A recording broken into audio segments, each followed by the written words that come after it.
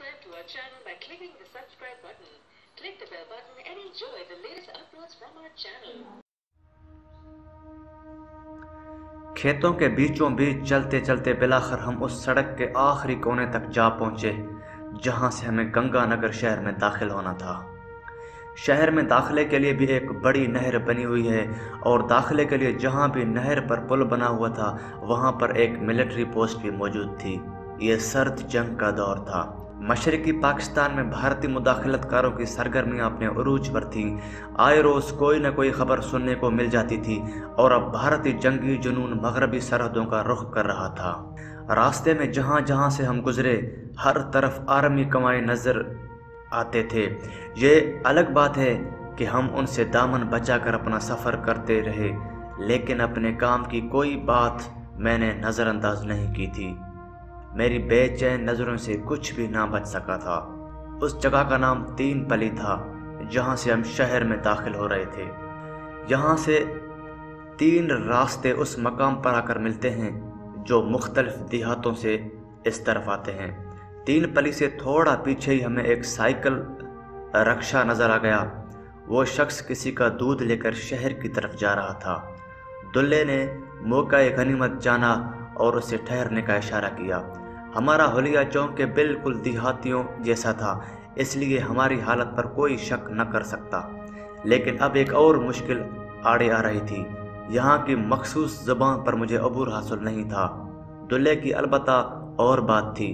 तुम फ़िलहाल अपने आप को गुंगा ही समझो। उसने रक्षा साइकिल की तरफ बढ़ते हुए सरगोशी की। मैंने जवाब में गर्दन हिला दी।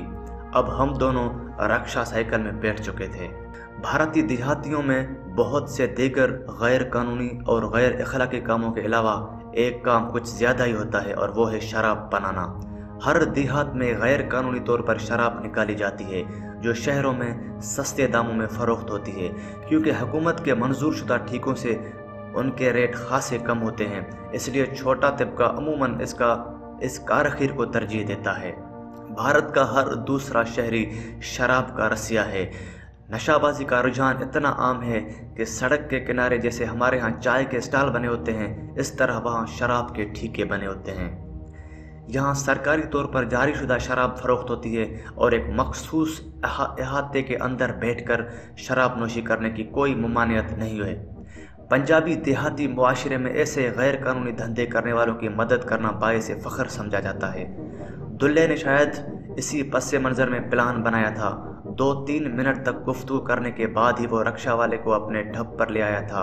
एक करीबी गांव से उसने अपना रिश्ता जोड़ते हुए वहां के 5-6 मोतबर किस्म के बदमाशों का हवाला देकर उस पर अच्छा खासा रोब डाल दिया था।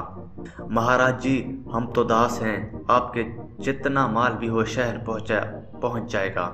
अमूमन साइकिल रक्षा को ही इस गैर कानूनी शराब की मुंतकली के लिए इस्तेमाल किया जाता और ऐसे लोग अच्छे खासे पैसे कमा लेते। दुल्ले ने उसे यही लालच दिया था, वो उसके ज़रिए काम करवाएगा।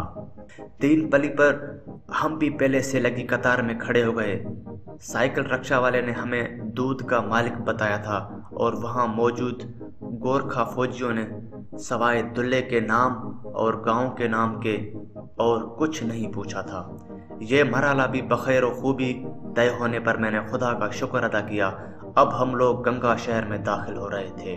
भारतीय शहरी ज़िंदगी का पहला नमूना ही इतना कराहत अंगेज़ था कि मैंने पाकिस्तान बनने पर खुदा का लाख लाख शुक्र अदा किया। भारतीय मखलूत मुआशरा बड़ी तेज़ी के साथ पस्ती की मंजिलें तय कर रहा था। आम देहात जो कभी इज़्ज़त व गैरत का संबल होते थे, वहाँ बेहयाई पूरी तरह रवाज पा चुकी थी। औरत और मर्द के गैर अखलाकी ताल्लुकात और उसके बदतरीन नताइज अपने अरूज पर हैं। शहरों में भी जगह जगह ऐसे ही मंजर देखने को मिलते हैं। यूँ लगता था जैसे मुसलमानों के जाते ही हिंदू सिख मुआशरा अपनी असलियत पर आ गया है। जब एक सरहदी और मामूली शहर का ये हाल है तो आगे बड़े शहरों का क्या हाल होगा, उसका अंदाज़ा मुझे बखूबी हो गया था। रक्षा वाले ने हमें शहर के ऐन दरमियान लारी अड्डे के नज़दीक उतारा था।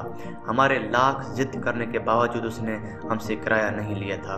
वो तो हमें चाय पिलाने पर भी تلا ہوا تھا، لیکن یہ زیادتی تھی۔ میں نے اور دلے نے اسے زبردستی اپنے ساتھ ناشتہ کروایا اور اگلی صبح ملاقات کا وعدہ کر کے اس سے الگ ہو گئے۔ ناشتے سے فارغ ہو کر ہم دونوں نے گنگا نگر کی لاری اڈے کا رخ کیا۔ اس اثنا میں نے گنگا بنے رہنے میں ہی خیریت جانی تھی۔ ان لوگوں کے گفتگو کرنے کا مخصوص لہجہ ذہن نشین کر رہا تھا۔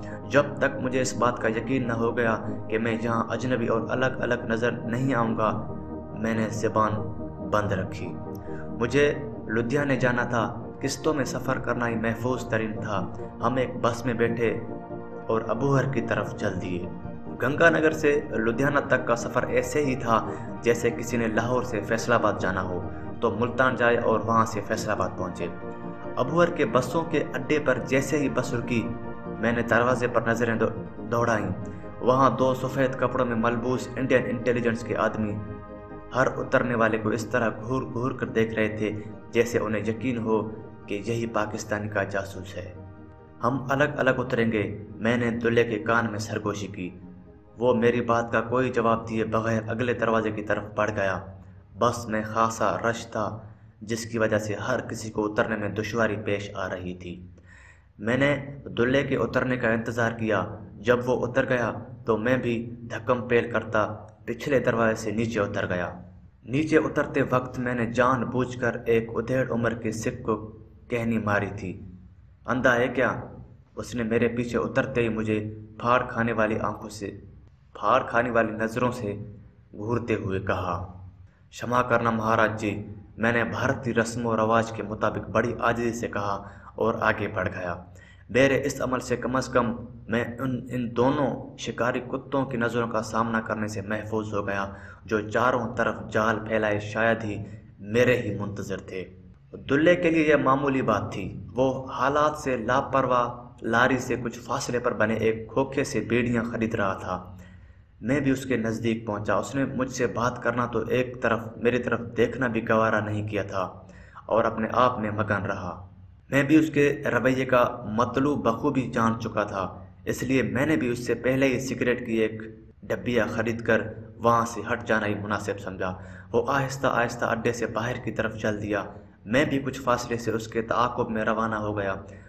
اس امر پر ہم دونوں ہی نظر رکھے ہوئے تھے کہ کوئی ہم دونوں میں سے کسی کا تعاقب تو نہیں کر رہا۔ تقریباً 2 فرلانگ چلنے کے بعد جب دلے کو اس بات کا یقین ہو گیا کہ ہم محفوظ ہیں تو وہ ایک جگہ کھڑا ہو گیا۔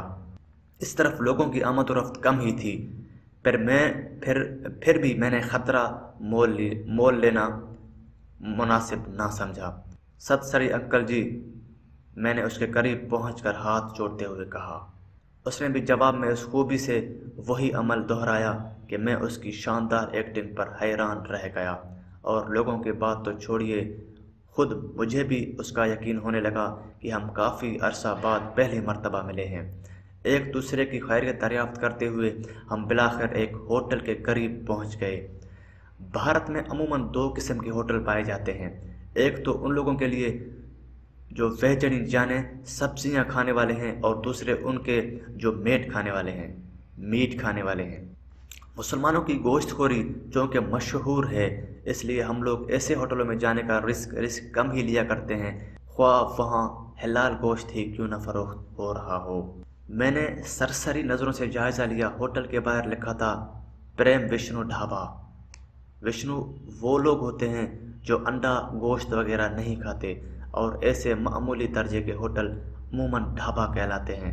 دلے نے جان بوجھ کر اس جگہ کا انتخاب کیا تھا کیونکہ یہاں عموماً غریب لوگ ہی کھانا کھاتے ہیں اور ایسے ڈھابے زیادہ مشتبہ بھی نہیں ہوتے۔ پریم وشنو ڈھابے